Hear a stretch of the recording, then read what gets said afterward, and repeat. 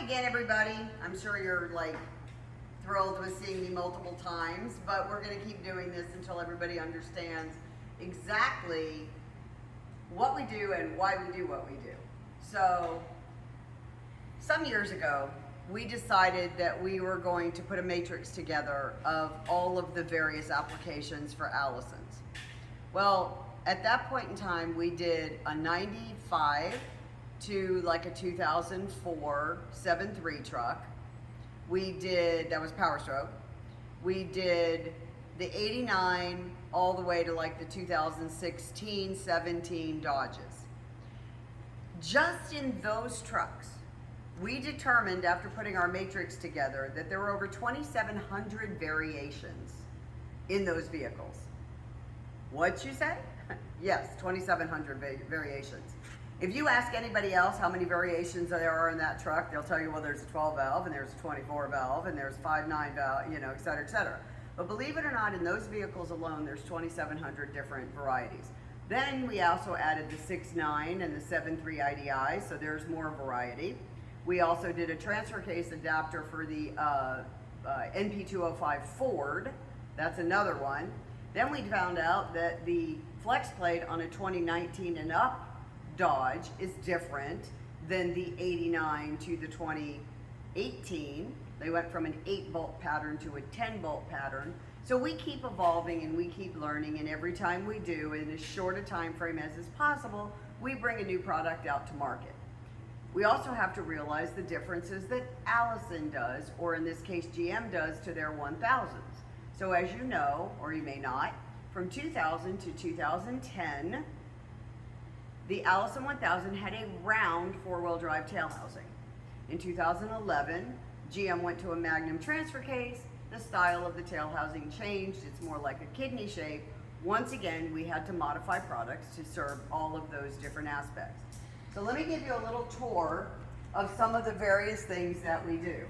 Again, keep in mind, Allison, all the time, every day, nothing else, just Allison. So, this was our original transfer case adapter. I fondly refer to it as the donut. You'll see that we have dual patterns in it, and I don't think you, well, if you look at it closely, you'll see that there's a D and an F.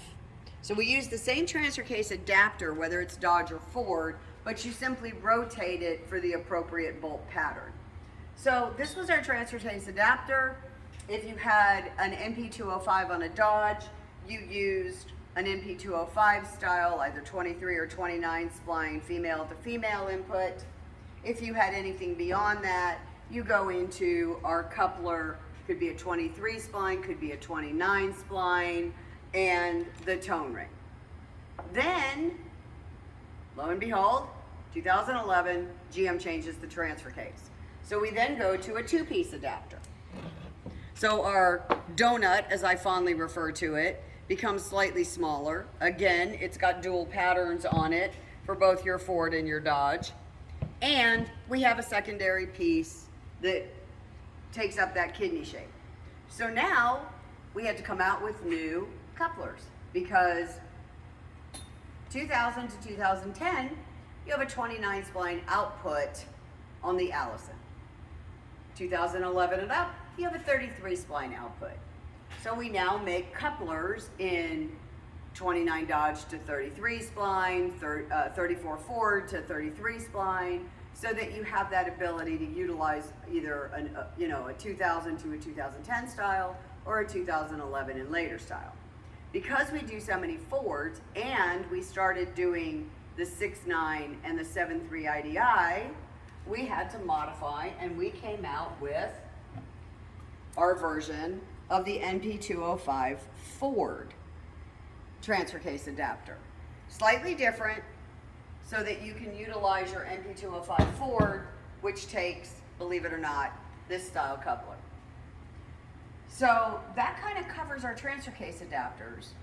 So there's nothing, and then the speed sensor that you need, which would normally be in a GM transfer case, now moves to the transfer case adapter, which sits behind the tail housing of the Allison and in front of your transfer case, which gives you your output speed. So yes, everything works, including four-wheel low. I don't care what your vehicle is, I don't care what your transfer case is, everything's gonna work the way it should from the factory.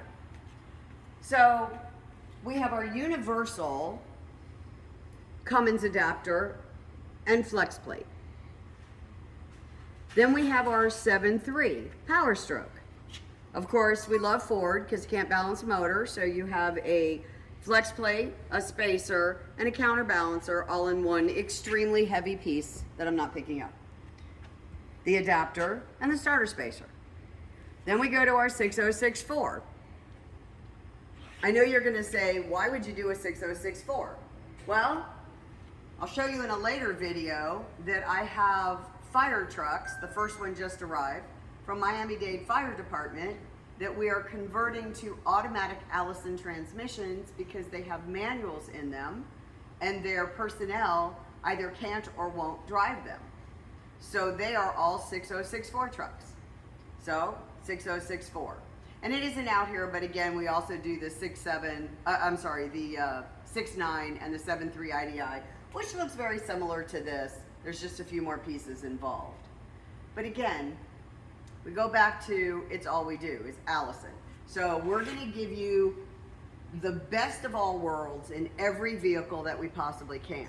Now, in addition to all of these, any application that exists in the medium duty world, okay? So for example, if you have a DT466 that you would have put an Allison 1000 style behind it. If you have an International that you want to put an Allison behind. As long as that setup existed, or it has an SAE2 or an SAE3 back to the motor, we can simply change the bell housing on the Allison, whether it be a 1000 style because you want a four-wheel drive that Franken vehicle, or whether it be a 2000 style with a two-wheel drive tail housing and a drum brake or a parking brake or something of that nature. We can make that work in your vehicle no matter what. It's simply the same thing. So a 2000 and a 1000, when I rebuild a 1000, I buy the same kit as we do when we rebuild a 2000.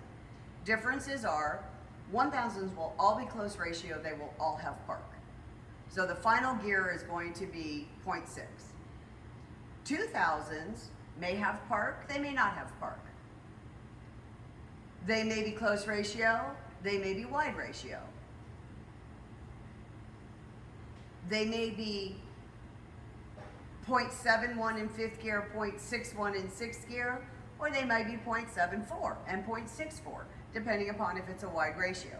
We have the ability, as long as we know how that transmission is built, in almost all cases, not every case, but almost all cases, we have the ability to make that work in pretty much any Franken truck that you want to build. Just as a further example of the fact that there are 2,700 and more variations, this is just kind of a smattering of the different mounting kits, cooler line kits, fitting kits, etc. that we offer. Because believe it or not, one size does not fit all. So if you have an 89 to an 02 Dodge, we provide you with a different mount, different brackets. Because again, I don't want you to fabricate anything. I want this to be as plug and play and as simple as is possible. If you have a Ford, most Fords, you can drop the Allison right on your cross member.